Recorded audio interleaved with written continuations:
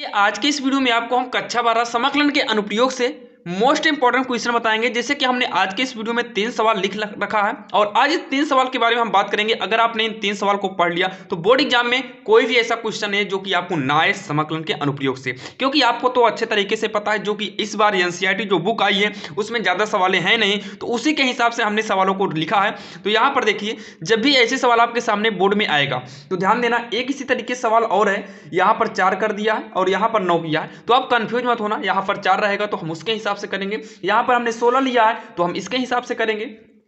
तो सबसे पहले आपको यहाँ पर सबसे पहले तो एक बार इसी को नोट करना होगा, दीर्घ वृत्त यक्स स्क्वायर अपान का 16 प्लस में वाई स्क्वायर अपान का 9 इक्वल का 1। इतना करने के बाद यहाँ पर लिखना है यक्स स्क्वायर अपान 16 जो है ये 4 का स्क्वायर हो जाएगा, प्लस में वाई स्क्वायर अपान 9 जो हो जाएगा ये 3 का स्क्वायर होगा, इक्वल का 1। यहाँ पर लिख देना आप लोग इसकी तुलना, ध्यान दीजिएगा इसको जरूर लिखना, इसकी तुलना यक्स स्क्वायर अपान ए square plus y square upon B square बराबर 1 से करने पर इतना लिखने के बाद देखिए यक्स स्क्वायर यहाँ पर भी है, यहाँ पर भी है, तो आप हटा दीजिए। यहाँ पर 4 का स्क्वायर है और यहाँ पर ए का स्क्वायर है, तो यहाँ पर 4 का स्क्वायर था, यहाँ पर ए का स्क्वायर, स्क्वायर स्क्वायर हटेगा तो यहाँ ए है, यहाँ 4 है, इसका मतलब ए बराबर 4। वाई स्क्वायर से वाई स्क्वायर मिला, यहाँ पर 3 का वर्ग है, यहाँ पर बी का वर्ग है, वर्ग को हटाएंगे तो बी बराबर कितना बचेगा, 3 बचेगा, और बराबर में एक है, इससे कोई मतलब है नहीं। तुरंत यहाँ पर लिखना, चूकी लगा कर लिखना सूत्र, क्या लिखेंगे, सूत्र। इसको आप बोर्ड में जरूर लिखना ताकि थोड़ा आपकी सवाल भी लंबी हो जाए और अच्छा खासा नंबर भी मिल जाए, नंबर आपका ना कटे। तो सूत्र क्या होता है, यक्स स्क्वायर अपान ए स्क्वायर प्लस में Y square upon B square बराबर का 1। अगर ये हो तो इसका जो क्षेत्रफल होता है, क्या होता है, इसका जो क्षेत्रफल होता है वो पाई ए बी होता है, पाई गुणे ए बी होता, थोड़ा पास में कर लेना, दूर हो गया है, पाई ए बी वर्ग इकाई। इस सूत्र को लिखने के बाद यहाँ पर ब्रैकेट लगा लेना, ये होता है इसका सूत्र। तो यहाँ पर लिखेंगे, अब क्या लिखेंगे, अब यक्स स्क्वायर अपान, यही उतारना है, यक्स स्क्वायर अपान 4 का स्क्वायर प्लस में वाई स्क्वायर अपान 3 का स्क्वायर बराबर 1। यहाँ नीचे लिखेंगे, पूछा क्या है, यहाँ देखिए क्षेत्र का क्षेत्रफल पूछा है, देखिए क्षेत्र का क्षेत्रफल पूछा है, तो यहाँ पर लिखेंगे क्षेत्रफल बराबर पाई ए बी, पहले लिख लेते हैं, तो पाई गुणे ए के स्थान पे कितना है, यहाँ से आप देख सकते हैं 4, और बी के स्थान पे कितना है देख सकते हैं 3, गुणा करेंगे तो 3 चौक 12 पाई, और यहाँ पर लिख देंगे वर्ग इकाई, और यही जो है इसका फाइनल आंसर हो जाएगा, जो कि हमने कोशिश किया कि आपको बिल्कुल आसान तरीके से समझाया जाए, और हमने पूरी कोशिश किया कि ये सवाल आपके समझ में आ जाए। अब यहाँ पर आपको कोई अंक बदल देगा, 4 करेगा तो यहाँ जो 16 कर देगा, जैसे यहाँ 16 है तो हमने 4 का स्क्वायर किया, और यहाँ पर 4 करेगा तो यहाँ पर हम 2 का स्क्वायर कर देंगे, 25 कर देगा 5 का स्क्वायर कर देंगे, और यहाँ पर जो 4 किए थे यहाँ पर 5 कर देंगे, कोई दिक्कत नहीं होगी। और ऐसे सवाल आपके सामने जब भी आएगी तो आप बिल्कुल आसान तरीके से कर सकते हैं। ये सवाल बहुत लंबी भी जाएगी अगर हम करके बताएं, लेकिन हमने कोशिश किया कि बोर्ड एग्जाम नजदीक आ गया, आप इजी से इजी सीखिए, और इसका जब नेक्स्ट पार्ट हम लेकर आएंगे वहां पर जो है कठिन से कठिन सवाल आपको हम बताएंगे। और इस वक्त जो एनसीईआरटी बुक आई है उसमें ज्यादा से ज्यादा 7 या 8 सवाल हैं ही, तो 3 सवाल आप इसमें देख लीजिए और बाकी जो बचेगी आपको पार्ट 2 में हम बता देंगे। तो यहां देखिए दिया है वक्र y बराबर यक्स माड में यक्स, और आपको जब भी ऐसी सवाल दे, यानी कि आपको वक्र देगा, ध्यान देना, वक्र y बराबर यक्स माड यक्स, मान लो यहाँ पर हमने लिखा है यक्स माड यक्स, और ये वाली भी सवाल आ सकती है। मान लो अगर y के बराबर में यहाँ पर अंक को बदल दे, यहाँ पर अंक बदल दे तो आप बदल देना, लेकिन ध्यान देना y बराबर आप इसी ऐसे ही करिएगा, यक्स गुणे यक्स, तो y बराबर हो जाएगा यक्स स्क्वायर, ध्यान देना यक्स स्क्वायर। इतना करने के बाद आपको क्या करना है, तुरंत यहां पर लिखना होगा क्षेत्रफल बराबर यहां पर लगाना होगा इंटीग्रल। क्या लगाना होगा? इंटीग्रल। अब यहां पर देखिए आपको कोट क्या दिया है, तो -1 से लेकर हमें 1 तक की कोट दिया है। तो -1 कम है तो नीचे कर दो, 1 ज्यादा है तो ऊपर कर दो, और यहां पर y dx कर दीजिए, ये आपका क्षेत्रफल हो जाएगा। और इतना करने के बाद इंटीग्रल -1 से 1 तक करो, y के स्थान पे कितना लिखेंगे? x स्क्वायर लिखेंगे, और यहां पर dx लग जाएगा। अब इसका हम जब समाकलन करेंगे, क्या करेंगे? समाकलन करेंगे, तो x स्क्वायर का समाकलन होता है x³ अपान का 3। लिमिट क्या थी? -1 से लेकर 1 तक थी।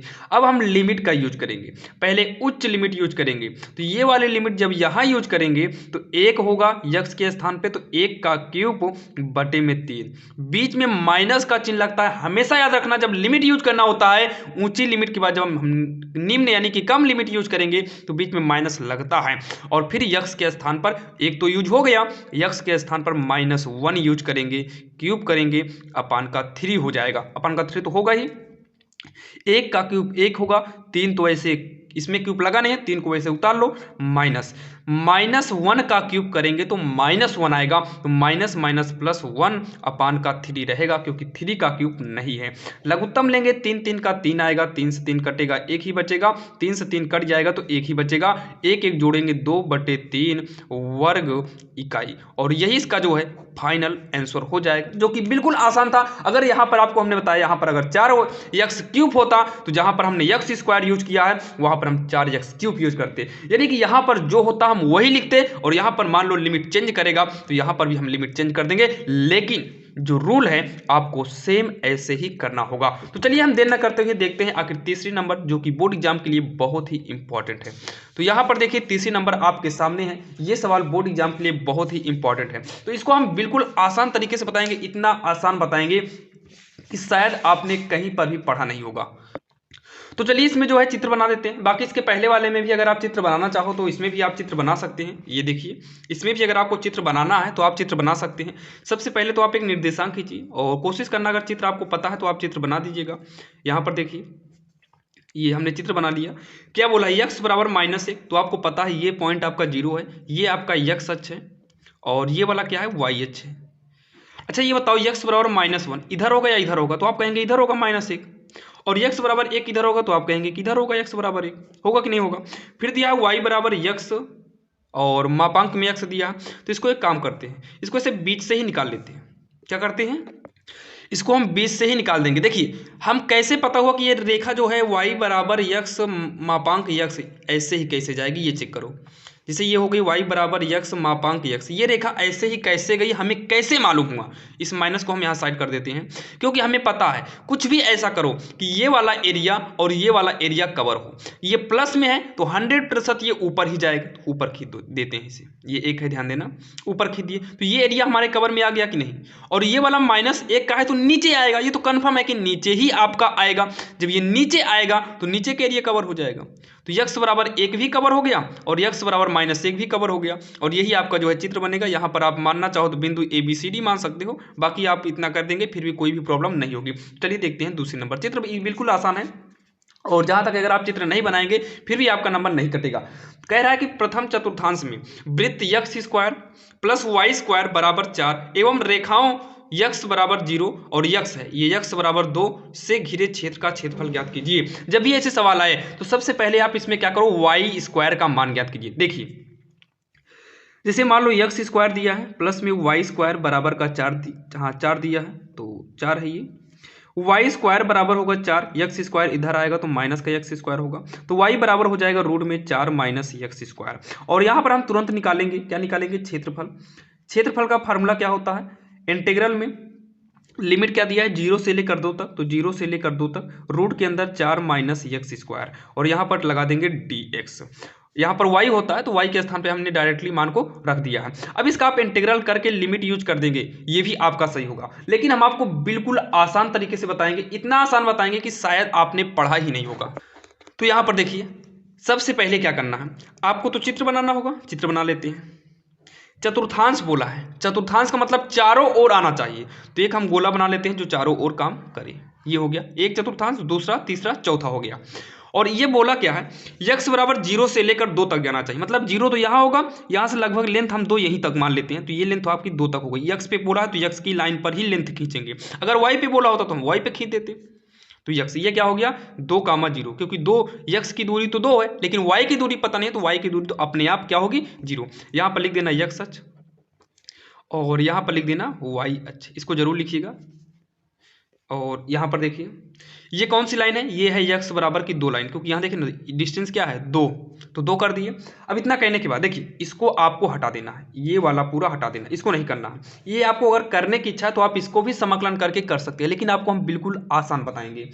तो क्या पूछा है, क्षेत्रफल पूछा है, एरिया का मतलब क्षेत्रफल, ए से एरिया होगा। क्षेत्रफल पूछा है तो वृत्त का क्षेत्रफल क्या होगा, देखिए वृत्त का क्षेत्रफल पूछा है प्रथम चतुर्थांश का, किसका प्रथम, केवल इसका। अगर हम वृत्त का चतुर्थांश निकालेंगे, वृत्त का क्षेत्रफल निकालेंगे तो ये कंप्लीट आएगा। वृत्त का क्षेत्रफल में कितने पार्ट हैं, 4 पार्ट हैं। अगर आपको पहले अकेले का निकालना है तो आप बटा 4 कर दो। क्यों बटा 4 कर रहे हैं, क्योंकि चारों पार्ट बराबर होगा, क्योंकि वृत्त है, वृत्त के हिसाब से चारों पार्ट क्या होंगे, बराबर होंगे। इसका मतलब ये जो टोटल आएगा, अगर इसका चौथाई निकाल देंगे तो इसका अकेले हो जाएगा, तो इसका चौथाई करेंगे। तो वृत्त का क्षेत्रफल होता है पाई आर स्क्वायर बटे 4। अगर ये वृत्त है, ये इसका केंद्र है, तो यहाँ से यहाँ तक क्या होगी, इसकी त्रिज्या होगी। और त्रिज्या कितना दिया है 2, क्योंकि 2 है दूरी इसकी, तो 2 हो गया। तो यहाँ पर देखिए पाई और आर के स्थान पे 2 होगा, तो 2 का स्क्वायर बटे में 4, पाई 2 का वर्ग 4 होगा बटे में 4, 4 से 4 काट देंगे, तो इसका आंसर जो आएगा केवल पाई वर्ग इकाई आएगा। कितना आएगा, पाई वर्ग इकाई आएगा। और यही इसका फाइनल आंसर हो जाएगा, जो कि आपके समझ में आ गया होगा। हमने कोशिश किया कि जितना हो सके उतना आसान आपको बताया जाए, और हमने आसान से आसान बताया है। ये वाला भी रूल आप कर सकते हैं, बाकी इसको नहीं भी करेंगे कोई भी प्रॉब्लम नहीं होगी। और आशा करता हूं साथियों ये वीडियो आपको पसंद आया होगा। अगर आपको ये वीडियो पसंद आया है तो हमारे चैनल को सब्सक्राइब करिए, और इसका नेक्स्ट पार्ट जल्दी आएगा। और अगर आप जो है समाकलन के अनुप्रयोग के कंप्लीट क्वेश्चन को देखना चाहते हैं तो उसका भी हमने वीडियो बना रखा, लेकिन वो जो है नेट कम होने की वजह से अभी अपलोड नहीं किया गया है, और जहां तक है जल्दी अपलोड कर दिया जाएगा। और अगर आप कक्षा 12 मैथ के सारे क्वेश्चन को लाइन से देखना चाहते हैं तो उसका हम प्लेलिस्ट आपको डिस्क्रिप्शन में दे दिए हैं। जहां तक की कोशिश है कि फरवरी आने से पहले, 1 फरवरी के पहले पहले आपको सारे वीडियो दे दिए जाएंगे जो कि कक्षा 12 से हैं। तो आपको 22 फरवरी से पेपर है, तो आप अगर 1 फरवरी तक आपको मिल जाएगा तो आप 22 दिन यानी कि 13 चैप्टर है, 13 दिन में आप क्लियर कर सकते हैं। बाकी आप ऐसे इंपॉर्टेंट क्वेश्चन को पढ़ते रहिए, वहां पर भी हमने कुछ वीडियो डाल दिए हैं, जैसे कि आव्यूह का हो गया, और दूसरा चैप्टर प्रतिलोम त्रिकोणमिति फलन हो गया, और सारणिक हो गया, डाल दिए हैं। और अवकलन का भी आपको इंपॉर्टेंट क्वेश्चन डाल दिए हैं, जो कि इसका सोल्यूशन अभी नहीं डाल पाए हैं, क्योंकि आपको पता है वीडियो अपलोड करने के लिए कम से कम नहीं तो 8-9 GB चाहिए, जो कि गांव में आपको पता है डेटा ज़्यादा से ज़्यादा 2 GB तक ही मिलता है। इस वजह से अभी अपलोड नहीं किया गया है। बाकी हम कोशिश करेंगे कि फरवरी से पहले पहले आपको पूरा कंप्लीट चैप्टर, यहाँ तक कि पूरा समाकलन और अनुप्रयोग हो गया, अवकलन समीकरण हो गया, प्रायिकता, यानी सभी वीडियो आपको 1 फरवरी के पहले पहले मिल जाएंगे। तो चलिए मिलते हैं किसी अन्य वीडियो में, तब तक के लिए जय हिंद।